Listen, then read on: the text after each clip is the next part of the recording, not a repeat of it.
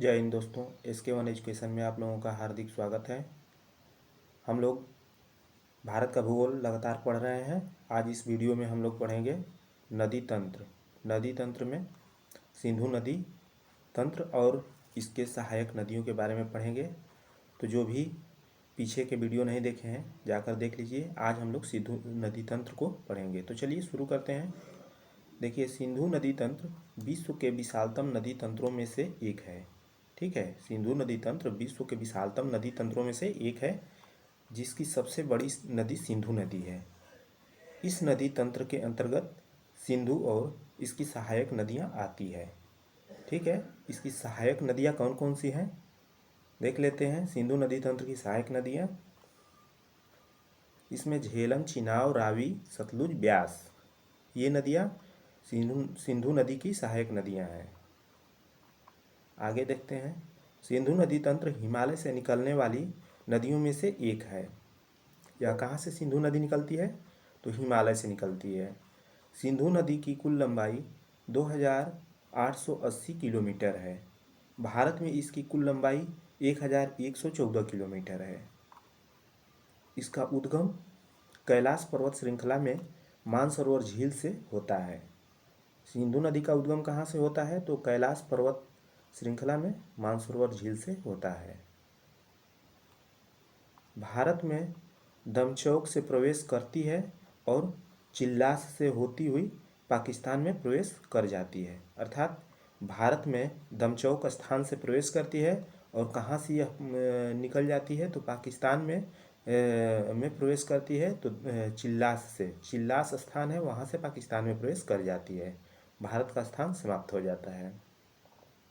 सिंधु नदी पाकिस्तान के मिठानकोट में पद्मनंद, झेलम, चिनाब, रावी, सतलज, ब्यास का जल प्राप्त करती है। ठीक है।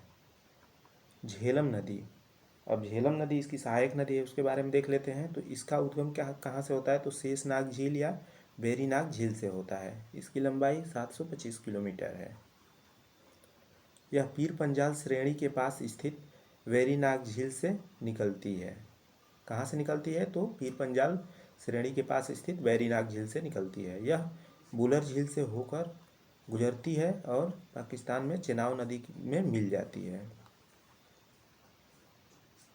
चेनाब नदी तंत्र, ये भी सहायक नदी है। चेनाब नदी सिंधु की सबसे बड़ी सहायक नदी है। सिंधु की सबसे बड़ी सहायक नदी चेनाब नदी। उद्गम स्थल बड़ा लाचला दर्रा। यह नदी चंद्र और भागा दो नदियों से हिमाचल प्रदेश में ताड़ी नामक स्थान पर मिलने से बनती है। इसलिए इसे चंद्रभागा के नाम से भी जाना जाता है। इसकी कुल लंबाई कितनी है? तो 1800 किलोमीटर है। भारत में इसकी लंबाई 1180 किलोमीटर है। अगला नदी तंत्र इसका है रावी नदी। उद्गम कहाँ से होता है? तो हिमाचल प्रदेश के रोहतांग दर्रे के पास से हिमाचल प्रदेश यह होता है। हिमाचल प्रदेश में यह नदी चंबा नदी में बहती है। यह नदी अमृतसर और गुरदासपुर की सीमा बनाती है। अमृतसर और गुरदासपुर जो है उसकी सीमा बनाती है यह नदी। कुल लंबाई इसकी कितनी है? तो 720 किलोमीटर।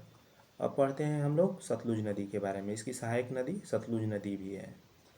उद्गम स्थल इसका है तिब्बत में मानसरोवर के पास राकसताल से। भारत में कहाँ से प्रवेश करती है? तो सिपकिल्ला दर्रा से, हिमाचल प्रदेश में जो है। सिपकिल्ला दर्रा कहाँ स्थित है? तो हिमाचल प्रदेश में। ठीक है। अगला है ब्यास नदी, इसी की सहायक नदी है। तो इसका उद्गम होता है हिमाचल प्रदेश के रोहतांग दर्रे के पास, हिमाचल प्रदेश के रोहतांग दर्रे के निकट ब्यास कुंड से। यह पंजाब में बहती हुई हरी के पास सतलुज नदी में मिल जाती है। सिंधु नदी तंत्र की एकमात्र नदी जिसका उद्गम और अंत भारत में ही होता है, यही एक है ब्यास नदी, जिसका उद्गम भी भारत में होता है और इसी में समाप्त भी हो जाता है। ठीक है। कल अब हम लोग पढ़ेंगे ब्रह्मपुत्र नदी के बारे में। तो ये वीडियो कैसा लगा कमेंट में ज़रूर बताएं। धन्यवाद।